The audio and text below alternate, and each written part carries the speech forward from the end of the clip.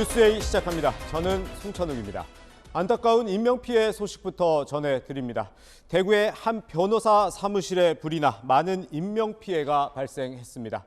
불은 20분 만에 꺼졌지만 7명이 숨지는 등 수십 명의 사상자가 발생했습니다. 변호사 사무실에 불만을 가진 의뢰인이 불을 지른 걸로 드러났습니다. 대구 화재 사고 첫 소식으로 전합니다. 이혜주 기자입니다. 초록색 점퍼에 모자를 눌러쓴 남성이 흰색 통을 들고 계단을 오릅니다. 2층에 올라간 남성, 가방에서 무언가를 주섬주섬 꺼내 들고 안으로 들어갑니다. 잠시 후 시뻘건 화염이 번지고 검은 연기가 피어오릅니다. 화재에 놀란 사람들이 다급히 아래층으로 대피하고 연기는 순식간에 일대를 삼킵니다. 대구지방법원 인근 빌딩 2층 사무실에서 불이 난 건 오전 11시쯤. 소방당국의 진화 작업 끝에 불은 20여 분 만에 꺼졌지만 화재가 시작된 사무실에서 7명이 숨진 채 발견됐습니다. 다른 사무실에서 근무하던 직원과 의뢰인 등 49명도 유독가스를 마시거나 대피 도중 다쳐 치료를 받았습니다. 일부는 고립돼 있다 소방관이 건넨 방독면을 쓰고 겨우 대피하기도 했습니다. 불이 난 건물은 법원 뒤에 있어 변호사와 법무사 사무실이 몰려 있습니다. 오늘 딱 여니까 복도에 시커먼 연기가 있는 거예요. 꼭 들은 거야. 문 닫고. 그래서 마스크 2개씩 끼고. 이번 불은 재개발 사업에 투자한 돈을 잃고 민사재판에서도 패소한 50대 천모 씨가 방어한 것으로 드러났습니다. 천 씨는 상대방 변호를 맡은 변호사 사무실에 인화물질을 들고 찾아가 불을 질렀는데 해당 변호사는 당시 자리를 비워 화를 면했지만 사무실을 같이 쓰는 다른 변호사와 직원들이 변을 당했습니다. 천 씨 역시 숨진 채 발견됐습니다. 상대방 딱 찾아가. 문 닫고 그런 경찰은 소방과 함께 현장 감식을 하는 한편 수사 전담팀을 편성해 사건 발생 경위 등을 집중 조사할 방침입니다. 채널A 뉴스 이혜주입니다. 방화 용의자 외에 숨진 6명은 모두 한 사무실에서 발견됐습니다. 대피가 어려운 건물 구조인데다가 사고가 난 층에는 스프링클러도 없었습니다. 배유미 기자가 인명피해가 커진 이유를 취재했습니다. 창문 밖으로 시커먼 연기가 솟구쳐 오릅니다. 잠시 후 소방대원들이 건물에서 숨진 사람들을 수습해 나옵니다. 화재 신고 22분 만에 불은 꺼졌지만 그 사이 7명이 숨졌습니다. 불이 난 203호실에서 사망자가 다수 나온 건 방화 용의자 천 씨의 계획된 범행 때문인 걸로 추정됩니다. 걸어서 30분 거리의 아파트에 거주하는 천 씨는 오늘 집에서부터 인화성 물질을 챙겨 나온 걸로 조사됐습니다. 천 씨는 사무실 내 직원들이 탈출하지 못하도록 출입문 앞에서 방화를 시도한 걸로 알려졌습니다. 처음에 막 흔들리길래 막 건물 전체가 흔들린 줄 알고 놀래가지고 이렇게 있는데 어느 순간 그 폭발음이 팡 터지면서 유리창 깨지는 소리 계속 나고. 천 씨가 직원들의 탈출을 막기 위해 사무실에 들어서자마자 출입문부터 잠궜다는 이야기도 들립니다. 건물 내부에 있던 일부 사람들은 건물 밖 비상계단을 이용해 옥상으로 대피하기도 했습니다. 불길이 다 올라와 있어서 나갔고 저희 한 몇 초 뒤에 내려왔던 직원들은 들어오자마자 연기 때문에 안 보여서 벽을 이렇게 짚고 나오셨다고 하셨어요. 화재 당시 비상벨은 정상적으로 울렸지만 사고층엔 스프링클러가 없었습니다. 면적 5,000제곱미터 이상 상업 건물엔 스프링클러 설치가 의무돼 있지만 불이 난 건물은 7층 면적을 다 더해도 3,900여 제곱미터로 대상에서 빠집니다. 스프링클러가 지하층에만 해당되는 건물입니다. 그래서 지상층에는 스프링클러가 설치되지 않은 대상입니다.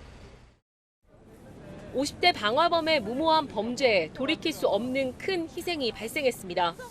채널A 뉴스 배유미입니다. 화물연대 총파업이 사흘째에 접어들었습니다. 시멘트 공급이 막히면서 레미콘 공장 중에 생산을 중단하는 곳까지 생겼습니다. 레미콘을 공급받는 전국의 건설 현장에도 연쇄 타격이 불가피해 보입니다. 백승현 기자입니다. 경기도 용인시의 레미콘 공장. 차량들이 박비오가며 레미콘을 실어갑니다. 이 레미콘 공장은 시멘트 재고가 부족해지면서 오늘 오전 11시부터 생산 설비 2대 중 1대의 가동을 멈췄습니다. 문제는 내일부터입니다. 시멘트 재고가 바닥나 당분간 레미콘 출하를 할 수 없기 때문입니다. 1,500톤이 들어갈 수 있는 사이즈인데 지금 현재 재고가 한 200톤밖에 없어요. 오늘 이제 달라는 대로 다 주워버리면 오늘로서 이제 끝납니다. 화물연대가 파업을 시작한 그제 이후로 이 공장엔 시멘트 공급이 전혀 이루어지지 않았습니다. 총파업 이후 이틀 동안 전국 시멘트 출하량은 평소의 8% 수준에 그쳤습니다. 레미콘 공장은 시멘트를 공급받아 자갈과 모래를 섞어 콘크리트를 생산한 뒤 붙지 않도록 레미콘 차량에 실어 공사 현장에 보냅니다. 그런데 시멘트가 없다 보니 레미콘 공장 가동이 중단되고 공사 현장에 보낼 콘크리트도 없게 된 겁니다. 이 중소기업이 지금 거의 한 90% 정도 되고 금년 2월 달부터 원자재가 폭등했기 때문에 레미콘은 이 잘못하면 파산되는 어떤 이런 형태를 낳지 않을까. 전국 건설 현장도 비상이 걸렸습니다. 골조 문화가 들어갔는데 레미콘이 없다. 그러면 그냥 공사 멈추는 겁니다. 화물연대 파업 여파로 건설업계의 도미노 피해가 가시화되고 있습니다. 채널A 뉴스 백승현입니다. 화물연대 파업으로 국내 완성차 업계도 연일 비상입니다. 완성차를 옮기는 운반 차량이 모두 멈추면서 공장 주차장에 완성차가 가득합니다. 급기야 번호판도 없는 차를 공장 직원들이 순수 운전해서 외부 출고장까지 옮기고 있습니다. 공국진 기자입니다. 기아차 광주 공장에서 새 SUV 차량들이 줄지어 나옵니다. 그런데 을에 달려 있어야 할 번호판이 보이지 않습니다. 화물연대 파업으로 차량을 운반하는 카캐리어가 운행을 중단하자 공장 직원들이 직접 운전해 출고장으로 가는 겁니다. 하루에 5회에서 6회 정도 왕복하고 있어요. 운전하죠. 저 좀 안 해본 거 이어봐야지도 하고 자기 차들이 아니니까. 그나마 내수형 차량은 임시 번호판을 달 수 있지만 수출용은 이마저도 할 수 없습니다. 수출차는 이게 없잖아요. 이게 원래는 TP카에 실려가지고 항구로 가는 게 맞지. 임시 운행 허가증을 그 관공서에서 우리가 받았을 적. 공장에서 완성된 차량은 이곳 출고장으로 옮겨지는데요. 화물연대 파업이 끝난 뒤에야 수출 선적이 가능합니다. 오늘 출고장으로 옮겨진 차량만 600여 대. 열심히 내보내고 있지만 공장 내부엔 여전히 신차들이 빼곡히 들어차 있습니다. 생산된 차량을 조속히 옮기지 않으면 생산 차질이 불가피합니다. 현대차 울산 공장도 부품 공급이 차질을 빚으면서 생산 라인이 가동됐다 멈췄다를 반복하고 있습니다. 반도체 수급난 등으로 소비자들은 지금도 주문 후 길게는 1년이 지나서야 차를 받을 수 있는 상황. 화물연대 파업까지 겹치며 인도 시기는 더 늦어질 것으로 보입니다. 채널A 뉴스 공국진입니다. 민주당은 화물연대 파업이 정부 여당의 책임이라고 말하고 있습니다. 하지만 4년 전 안전운임제 입법을 주도했던 민주당 역시 책임에서는 자유롭지 못하다는 지적이 나옵니다. 유주은 기자가 취재했습니다. 민주당은 화물연대와 간담회를 열어 정부 여당의 파업 책임을 물었습니다. 올해 말 3년 일몰제를 앞두고 정작 이 문제에 대한 근본적 대책을 마련해야 하는 국토교통부는 대책 마련도 입장 표명도 없이 책임을 방기하고 있습니다. 하지만 민주당 역시 화물기사들에게 적정임금을 보장해주는 대신 과속 등을 못하게 하는 안전운임제 논란의 책임에서 자유롭지 못하다는 지적이 나옵니다. 4년 전 당시 여당이던 민주당 주도로 안전운임제를 2020년 1월부터 3년간 한시적으로 도입하면서 일몰 1년 전 국토부 보고를 받아 연장 여부를 재논의하기로 했지만 제대로 지켜지지 않았기 때문입니다. 일몰 1년 전에 국토부 장관이 그 안전운임제 시행 결과를 분석을 해가지고 연장의 필요성이라든지 제도 보완 사항 등을 국회에 보고를 해가지고 저희 국토부는 일단 수용하겠습니다. 네. 이게 잘못하면 입법 선례가 되면은 일파만파가 될 겁니다. 제2소위에 넘겨서 의원님, 심도 있는 논의를 해야 된다. 만일 이걸 추진하는 과정에서 문제가 있다고 하면 다시 시정하면 되는 것이지. 일몰 1년 전은 정권 교체 전후로 당시 보고 책임은 문재인 정부 국토부에 있었습니다. 하지만 국토부는 이해관계자 간 의견차가 크다며 시범 운영 결과를 국회에 보고하지 않았습니다. 민주당 역시 대통령 선거와 지방선거 국면을 거치며 왜 보고를 하지 않았냐고 묻지 않았습니다. 채널A 뉴스 유주은입니다. 내일이면 윤석열 대통령 취임 딱 한 달이 되는 날입니다. 새 정부에서 가장 눈에 띄게 바뀐 부분을 꼽아보라면 북한 도발에 대한 강경 대응 기조를 유지하고 있다는 거죠. 오늘 윤 대통령이 보훈 가족들과 오찬해서 북한의 과거 도발에 대한 말뿐인 사과는 필요 없고 앞으로 원점 타격으로 도발에 대응하겠다고 강조했습니다. 조영민 기자의 단독 보도입니다. 윤석열 대통령이 천안함 희생자 등 보훈 가족 20명과의 오찬 자리에서 북한 도발에 대한 원점 타격 대응 의지를 밝힌 것으로 알려졌습니다. 윤 대통령은 연평도 포격 도발 등에 대한 북한의 사과를 요구해야 하는 것 아니냐는 질문에 사과를 받을 필요 없다면서 그런 일이 다시 발생한다면 원점 타격이라고 말했다고 한 참석자가 전했습니다. 윤 대통령이 후보 시절 원점 타격을 언급한 적은 있지만 대통령 취임 후에는 처음입니다. 원점 타격 문제는 일반적으로 논할 수 있는 문제는 아닌데 포가 발사되는 그 원점을 공격하지 않으면 지속되는 공격을 막을 수 없다라고 판단이 될 때는 그건 뭐 그 권한까지도 줘야 되지 않겠나 그렇게 생각합니다.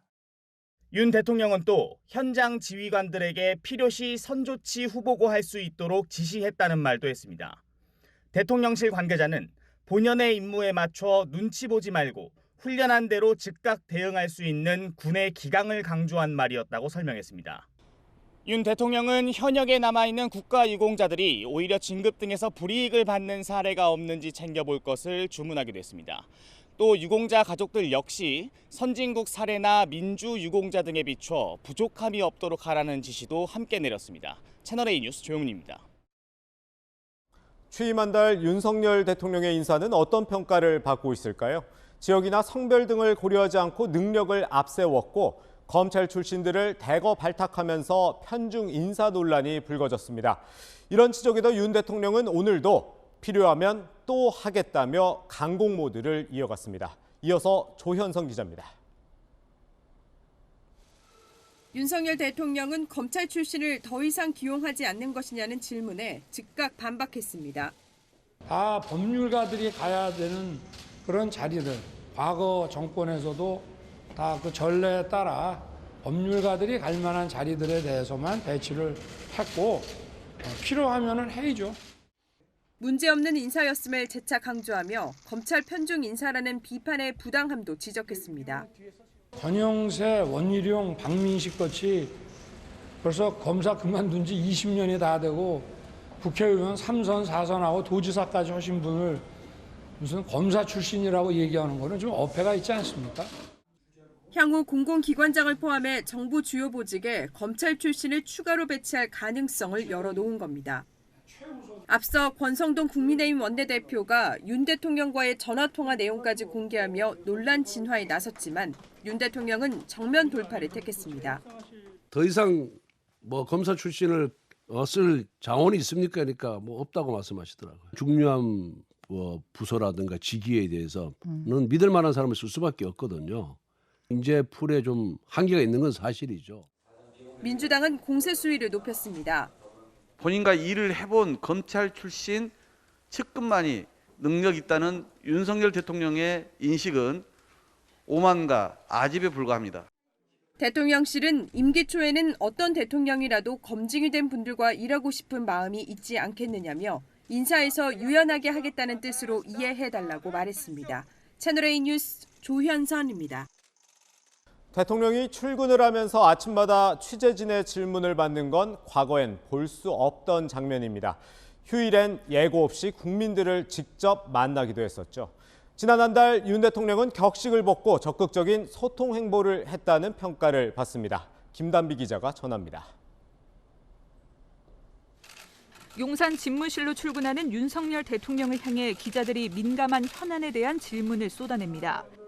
정호용 장관 임명 여부 결정하셨습니까? 화물연대 사업 돌입하는데 좀 우려되는 우려도 나온다고. 윤 대통령은 지난 한 달간 12번 약식 기자회견, 이른바 도어 스태핑을 가졌습니다. 미 백악관을 연상하게 하는 장면으로 대통령의 생각을 전달하는 창구가 됐습니다. 대통령이 참석한 자리는 무겁지만은 않았습니다.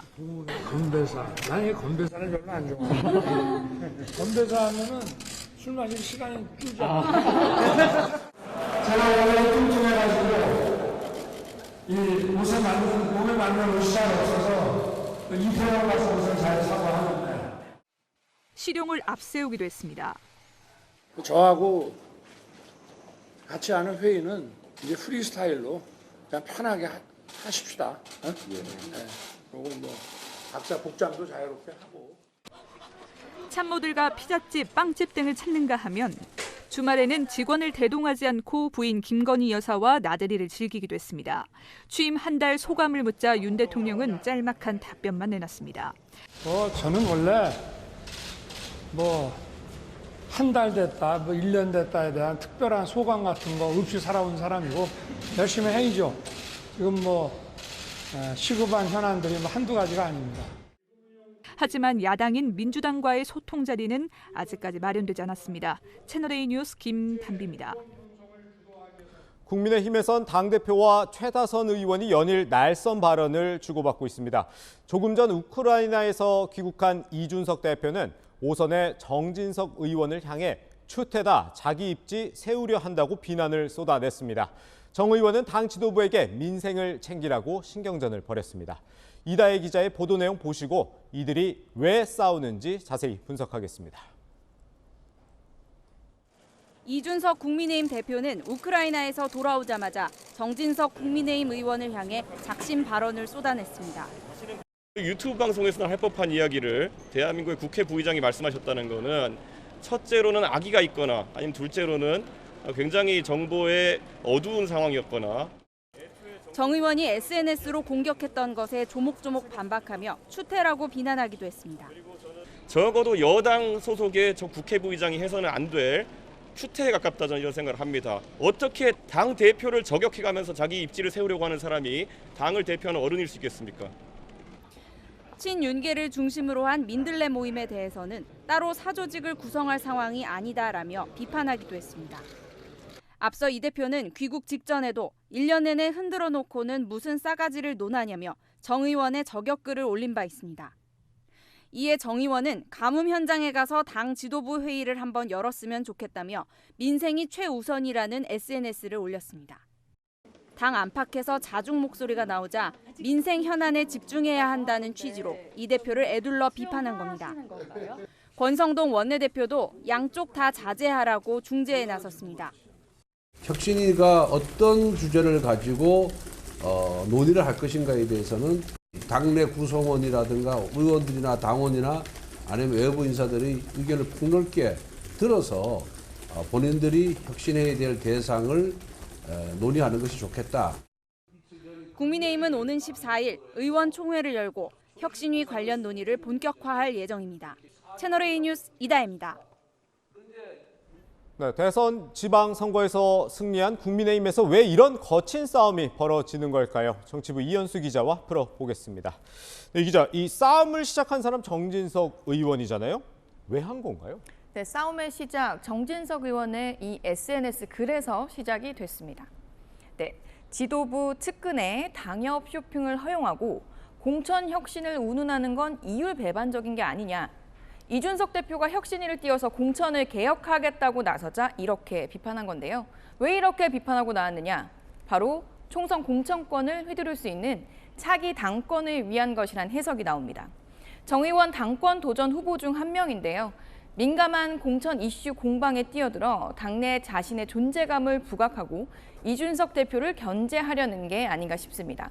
정 의원 스스로는 당내 최다선 의원으로서 쓴소리를 한 것일 뿐이다, 이렇게 말하고 있습니다. 그런데 여기서 이준석 대표 지금 먼 우크라이나에서도 막 실시간으로 SNS 올리고 표현도 상당히 거칠었단 말이죠.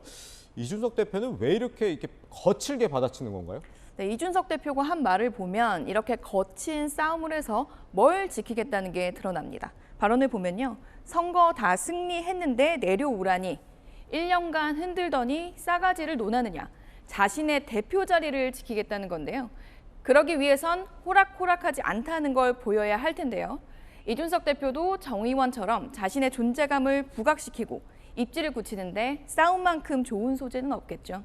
근데 이번 싸움에 등장하는 또 한 명의 인물이 있잖아요. 바로 윤핵관으로 불리는 이 권성동 원내대표인데, 이 권 원내대표 처음엔 좀 이 대표를 비판하는가 싶더니 지금은 중재자 같은 모습 보이고 있어요. 이건 또 왜 그러는 거예요? 네, 아시다시피 지난 대선에서 일명 윤핵관과 이준석 대표 엄청 싸웠잖아요. 그렇죠. 지금도 서로에 대한 감정이 좋을 리는 없는데요.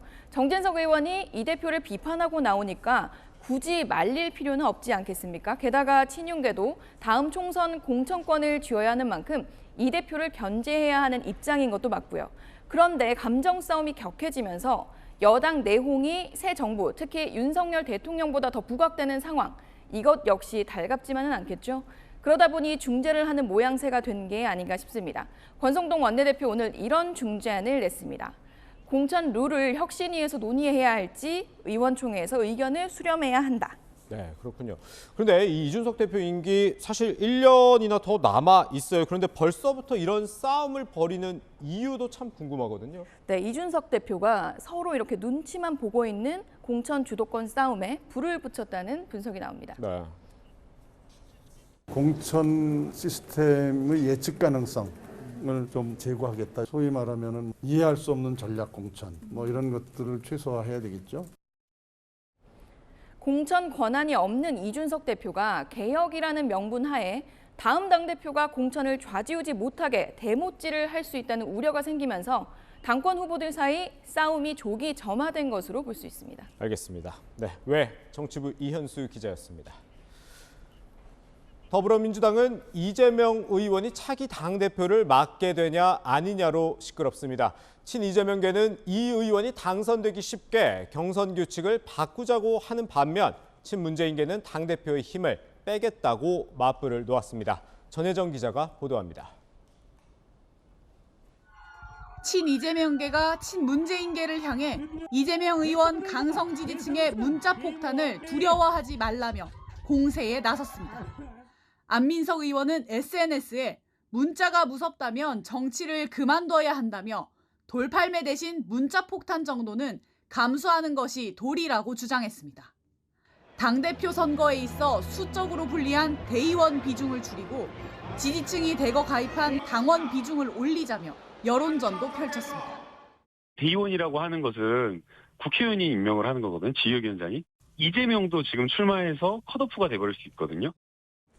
이재명 의원도 지지자들의 문자 폭탄 자제를 요청하면서도 권리당원을 한 명이라도 더 늘리는 게 정치적 의사를 관철하는 더 효율적인 방법이라며 당원 비중 높이기에 힘을 실었습니다. 친명계의 공세에 친문계는 집단 지도체제 카드로 맞불을 놨습니다. 최대한 국민들께도 다가가는 민심을 반영하기 위한 지도체제로서 통합형 집단 지도체제가 적합하다. 이렇게 뜻을 모았고 현재 단일 지도 체제에서 이재명 의원이 대표직에 오르면 강력한 권한을 쥐고 당을 장악할 수 있는 만큼 최소한 최고위원을 확보해 견제하겠다는 겁니다. 전대 룰 논란이 이어지자 우상호 비대위원장은 출마자들이 합의하거나 당내 구성원의 70% 이상이 동의할 경우 변경할 수 있다면서 원론적인 입장을 밝혔습니다. 채널A 뉴스 전혜정입니다. 여권에서는 8.15 특사에 이명박 전 대통령이 포함될 수 있다는 얘기가 나오고 있는데요. 윤석열 대통령이 오늘 이명박 전 대통령의 사면을 시사하는 발언을 했습니다. 최선 기자입니다. 윤석열 대통령이 이명박 전 대통령 사면에 긍정적 반응을 내비쳤습니다. 뭐 20몇 년을 수감 생활을 하게 하는 건 안 맞지 않습니까? 과거의 전례에 비추어서라도. 원론적 입장을 얘기했던 어제와 달라진 모습입니다. 이명박 전 대통령 특별사면 가능성 궁금합니다. 글쎄요, 뭐 거기에 대해서는 지금 언급할 문제는 아니라고 생각합니다. 정부 관계자는 내부적으로 사면에 대한 논의가 진행되고 있다고 전했습니다. 오는 8.15 광복절에 이 전 대통령을 특별 사면하는 방안이 유력합니다. 여당은 사면론을 띄우며 지원 사격에 나섰습니다. 모든 정권이 집권 1년차 8.15 때 국민 대통합 사면을 대체적으로 실시했습니다. 그런 전례가 있다는 말씀을 드립니다. 하지만 민주당은 비판했습니다. 신현영 민주당 대변인은 국민께서 혈세탕진의 장본인을 사면하는 것에 공감할지 의문이라며 사면 책임은 온전히 대통령이 져야 한다고 지적했습니다.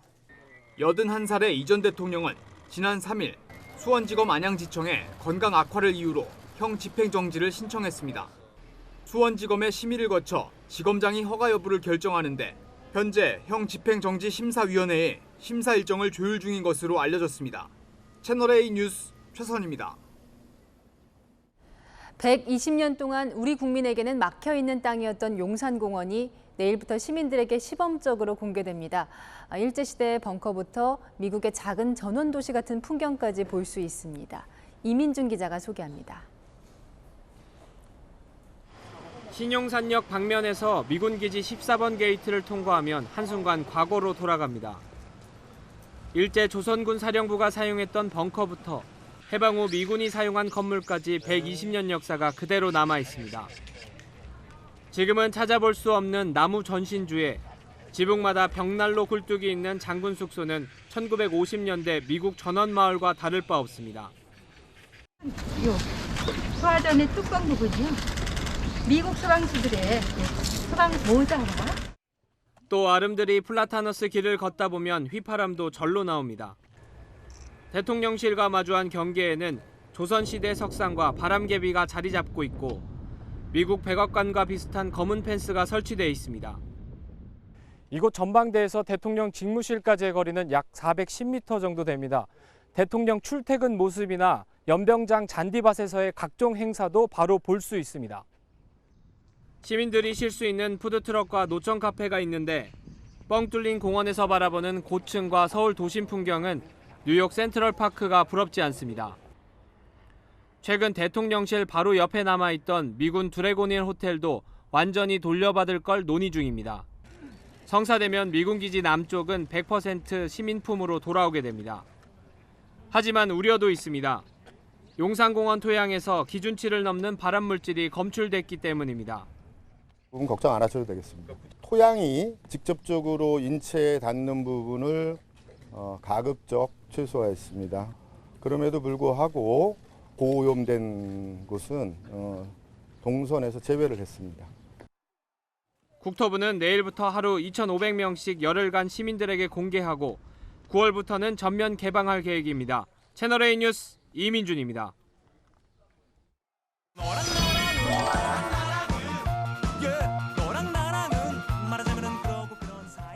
네, 여랑여랑 정치부 김민지 기자와 함께 하겠습니다. 첫 번째 주제 보겠습니다.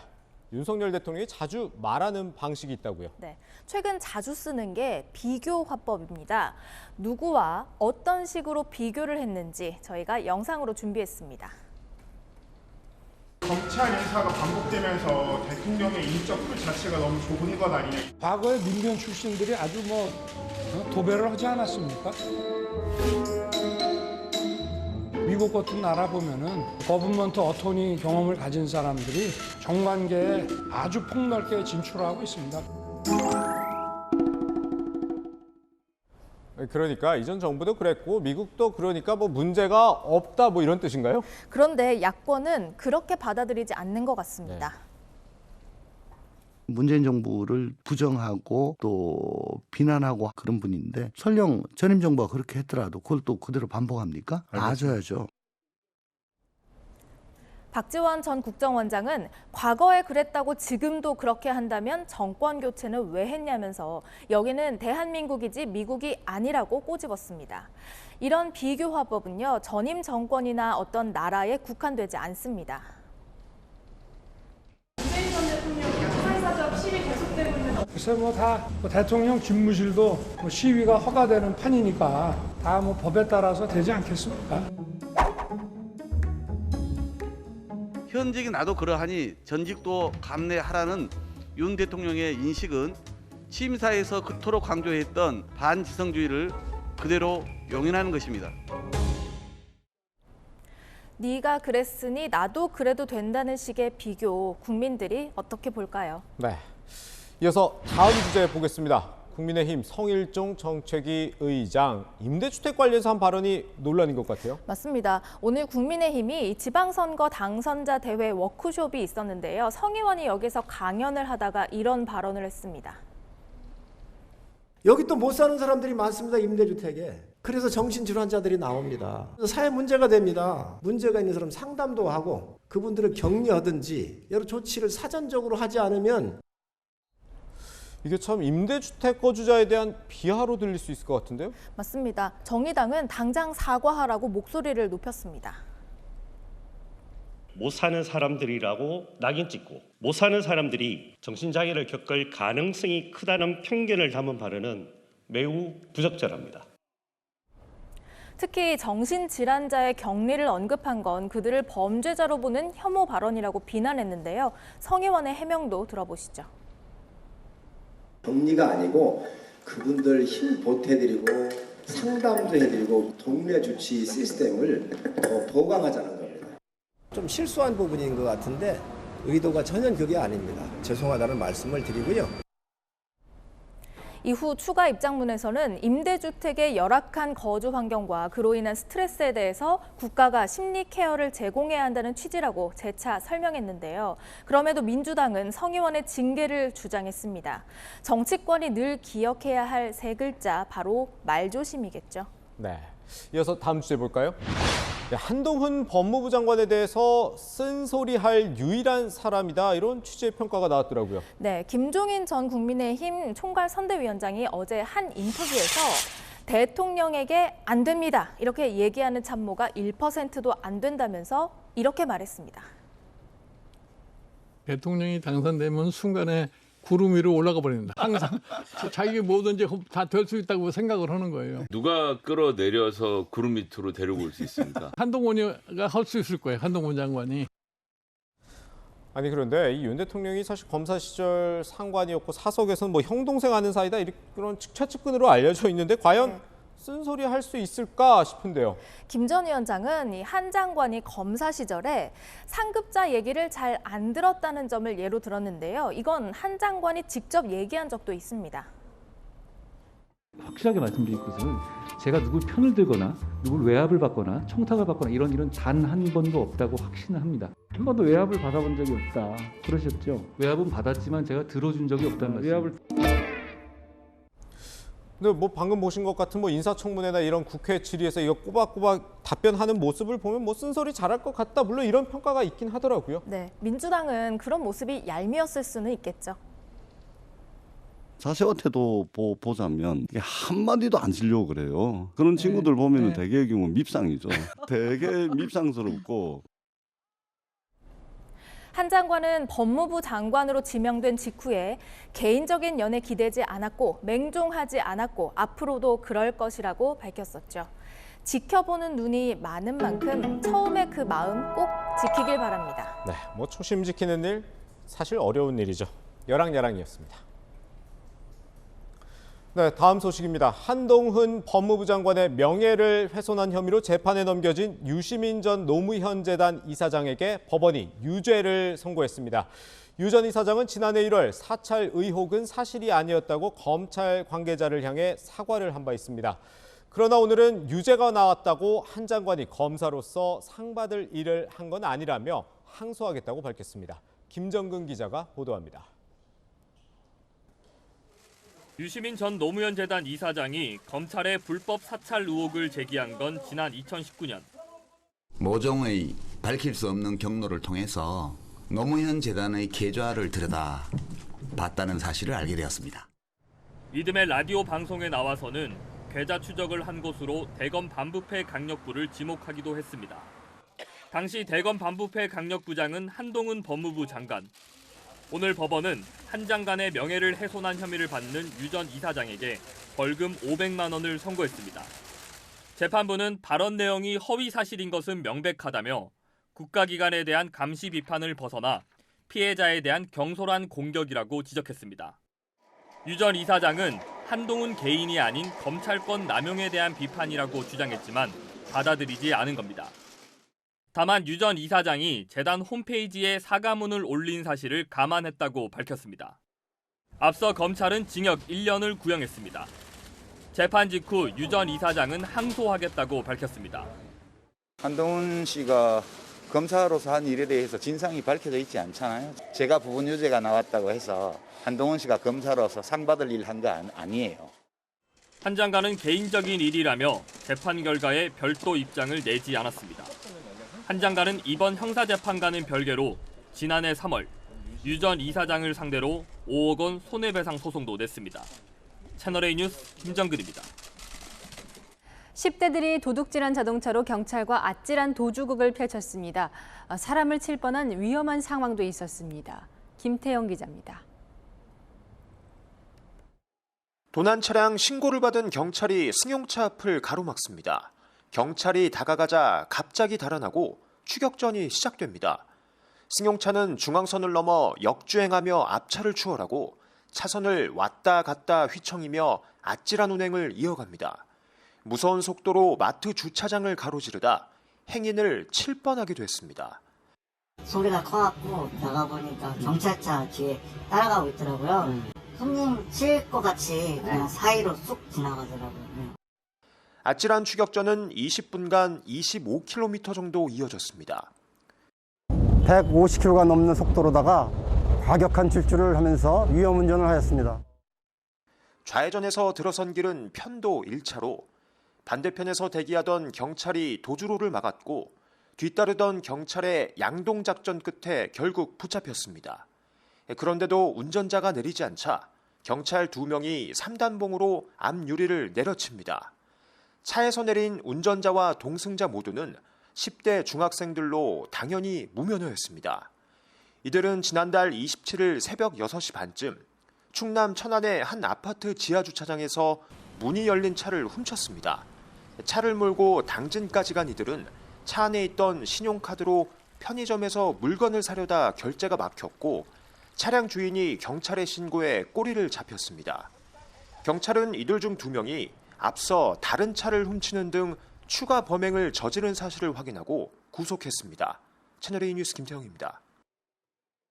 훔친 차로 사고를 내서 사람이 죽거나 친구를 집단 폭행해도 만 14세 미만 촉법소년은 그동안 형사처벌을 면제받았죠. 법무부가 강력범죄에 대해서는 촉법소년 연령 상한선을 낮출 예정입니다. 구자준 기자입니다. 속옷만 입은 또래 친구 이마에 욕설을 적어놓고 6시간 넘게 집단 폭행한 여중생들. 폭행 영상까지 찍어 퍼뜨렸지만 가해 청소년 4명 중 2명은 형사처벌을 피했습니다. 훔친 차를 운전하며 경찰과 추격전을 벌인 10대들. 오토바이 운전자를 치어 숨지게 했지만 역시 형사처벌을 받지 않았습니다. 형사처벌이 면제되는 만 14세 미만의 촉법소년이었기 때문입니다. 어제 한동훈 법무부 장관은 촉법소년 상한 연령을 낮추는 방안을 검토하라고 지시했습니다. 윤석열 대통령의 대선 공약 이행에 나선 겁니다. 촉법소년 연령을 만 12세로 하향 조정하고 주치범죄를 양형 감경 요소에서 제외하여 현재 만 14세인 처벌 가능 나이를 만 12세로 낮추는 방안이 유력하게 검토되고 있습니다. 다만 형사처벌 대상은 흉악범죄에 한정할 방침입니다. 강간이나 강도 이런 흉포 범죄 위주로 형사처벌이 이루어지게 될 것이고요. 다른 대부분의 범죄에 대해서는 지금처럼 똑같이 소년부 흉치로 대부분 처리될 것이기 때문에 만 12세와 13세의 형사처벌이 가능해져도 실제 처벌 인원은 많지 않을 거란 예상도 나옵니다. 지난해 중범죄를 저질러 소년원의 송치 처분을 받은 12세와 13세 촉법소년은 12명이었습니다. 한 장관은 어릴 때 실수로 전과자가 양산된다는 우려가 없도록 정교하게 준비하겠다고 밝혔습니다. 채널A 뉴스 구자준입니다. 거제 앞바다에 떠있던 명태잡이 원양어선에서 외국인 선원 7명이 갑자기 사라졌는데요. 한 명은 숨진 채 발견됐고 나머지 6명은 부산에서 붙잡혔습니다. 홍진우 기자입니다. 5,000톤급 원양어선 주위로 해경 경비함정이 오가고 헬기도 수색 작업을 벌입니다. 육지로 나가는 길목엔 임시 검문소가 설치됐습니다. 오늘 오전 7시 반쯤 경남 거제 가조도에서 1.6km 떨어진 바다에 정박해 있던 명태잡이 원양 어선에서 인도네시아 선원 7명이 무단 이탈했다는 신고가 접수됐습니다. 여권과 구명조끼 7벌도 함께 사라졌습니다. 20에서 30대인 이들은 새벽 1시 인원 점검을 마치고 바다로 뛰어든 걸로 보입니다. 배에서 무단 이탈한 외국인 선원 가운데 한 명은 2km 정도 떨어진 해안가에서 숨진 채 발견됐습니다. 나머지 선원 6명은 오전 7시쯤 택시 2대를 나눠 타고 부산으로 향했습니다. 택시 요금은 일행이 아닌 다른 사람이 지불했다는 점에서 공범이 있는 것으로 보입니다. 걸어 내려오더라고. 6명이서 택시를 타고 부산을 가자 그러면 우리는 좋았지. 동생을 만났더라 그러더라고. 부산 외국인청 이민특수조사대는 신고 8시간 만인 오후 3시 45분쯤 부산 중무시장 인근 모텔에서 모두 검거했습니다. 이들이 탄 원양 어선은 러시아 해역으로 조업을 나가야 했지만 우크라이나 전쟁으로 지난 4월부터 해상에서 대기 중이었습니다. 이들 7명은 원양 어선에 취직하는 형태로 비자를 발급받은 상태여서 미립국자는 아닌 것으로 알려졌습니다. 법무부는 무단 이탈 경위와 조력자 여부를 조사한 뒤 추방할 예정입니다. 채널A 뉴스 홍진우입니다. 네. 면세점부터 최근 개방한 청와대까지 요즘 시내에 외국인 관광객이 늘었습니다. 발길 끄는 중국인 대신 특히 동남아시아와 일본에서 기다렸다는 듯이 단체 관광객이 들어오기 시작했습니다. 제가 취재했습니다.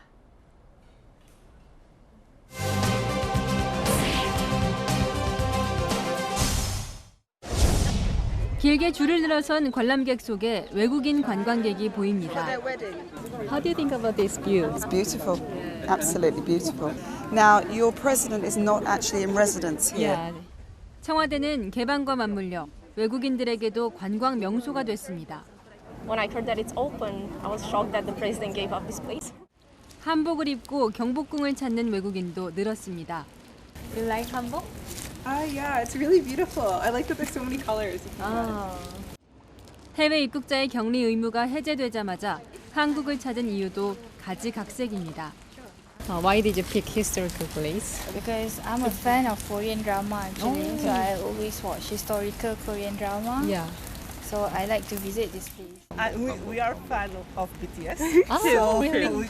I love food. I love people here. The fashion? Yeah, fashion too. Fashion. 2년간 텅텅 비었던 시내 면세점에는 100명 넘는 단체 관광객이 한꺼번에 몰려들었습니다. 이렇게 북적이는 모습 아니에요. 없죠. 그렇죠.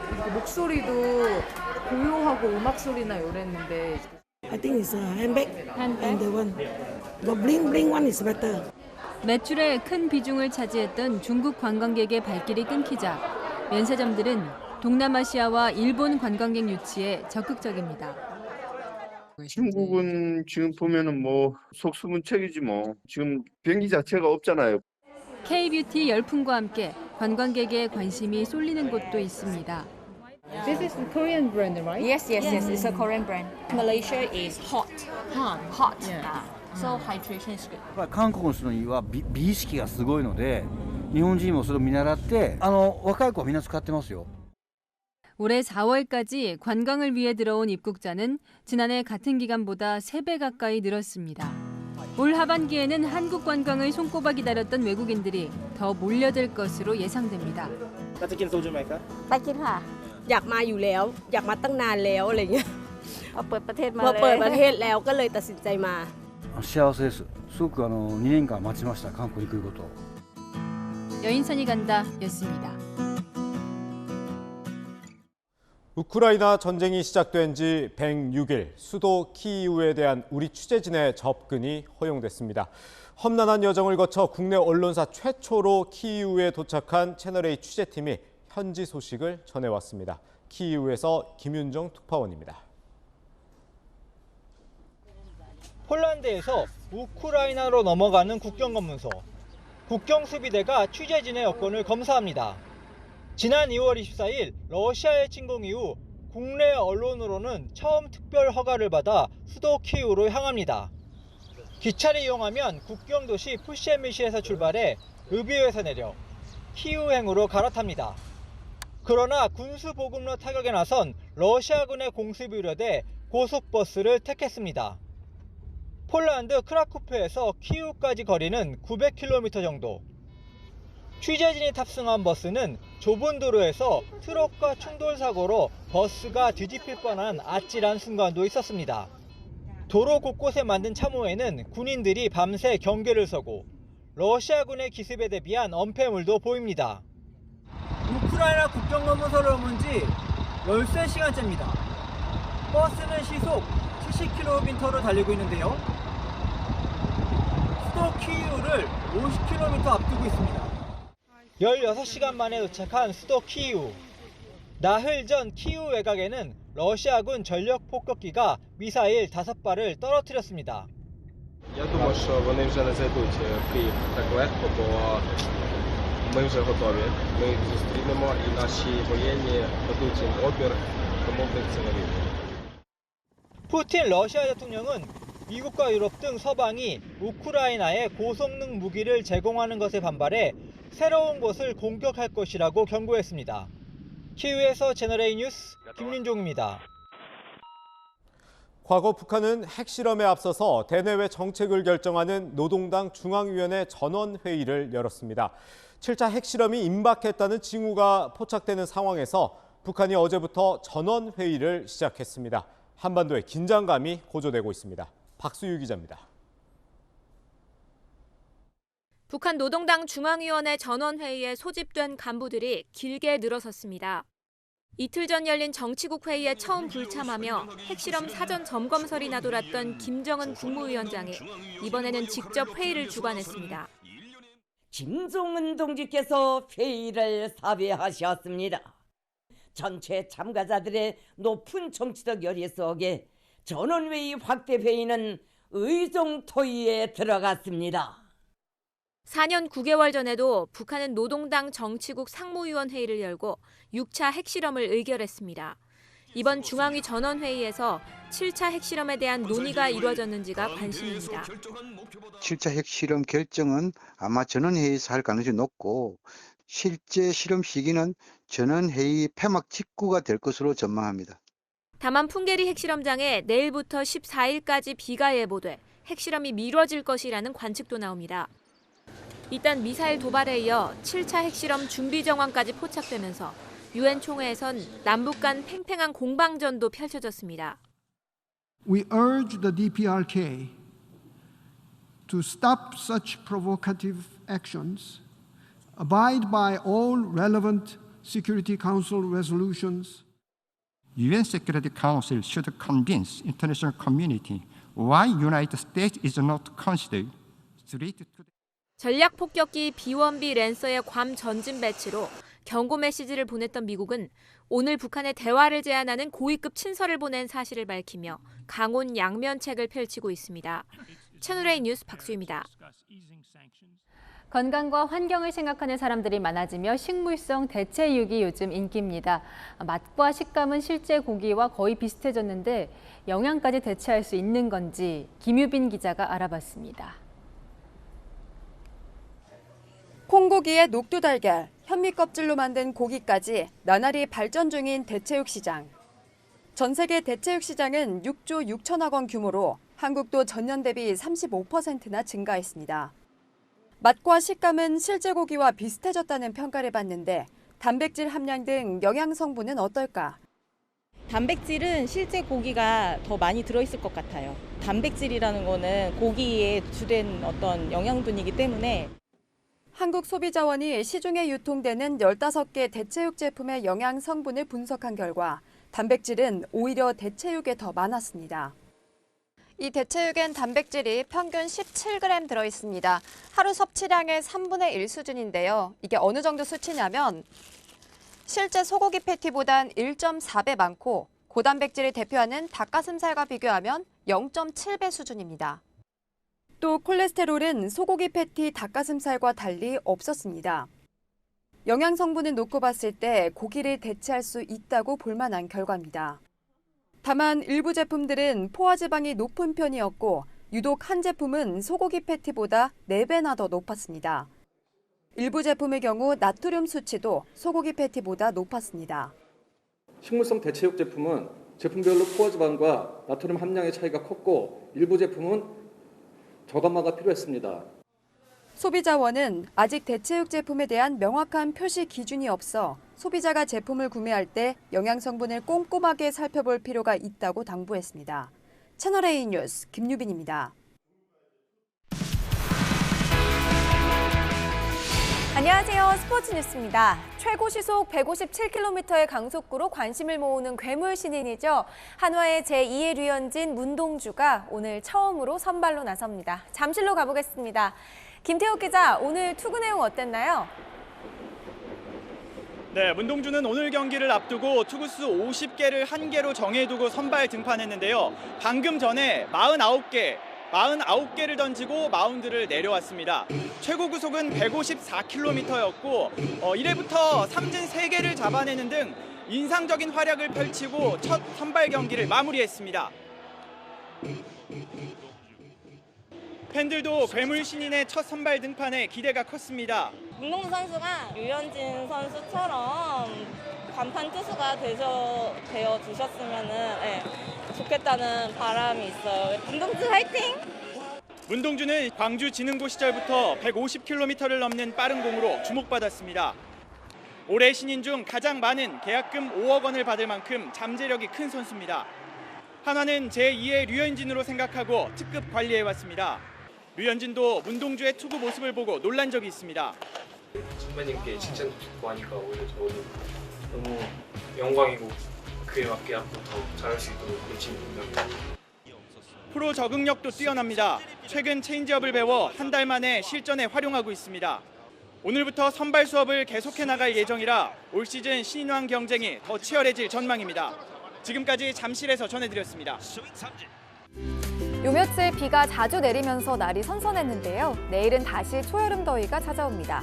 한낮에 대부분 지역이 30도 가까이 오르니까요. 내일은 옷차림을 가볍게 하셔도 좋겠습니다. 내일 하늘에 구름만 가끔 지나겠고요. 오후에는 강원 산지에 소나기가 내리겠습니다. 공기도 깨끗하겠는데요. 자외선과 오존 농도가 높게 나타나겠습니다. 지난달 오존 농도가 관측 이래 사상 최악을 기록하는 등 최근 오존이 기승인데요. 오존은 마스크로도 걸을 수 없기 때문에 오존 생성이 활발한 오후 2시부터 5시 사이 외출은 자제하시는 게 좋겠습니다. 내일 아침 기온 서울은 18도로 선선하겠고요. 한낮에 서울과 대구는 29도, 대전은 30도까지 올라 덥겠습니다. 당분간 낮더위는 계속되는 가운데 대기 불안정이 심해지면서 토요일엔 내륙 곳곳에 소나기가 지나겠습니다. 날씨였습니다. 때로는 답이 짧아도 때로는 직설적이라도 취임 한 달 동안 윤석열 대통령은 기자들과 소통하고 있습니다. 예상 밖 질문이 나오면 그냥 지나간다고 말하기도 했지만 듣고 싶은 질문만 답하는 건 소통이 아니겠죠. 윤 대통령 취임 5년 차가 됐을 때 이런 헤드라인 쓰고 싶습니다. 마침표 찍겠습니다. 오늘도 소통한 대통령. 뉴스 마칩니다. 감사합니다.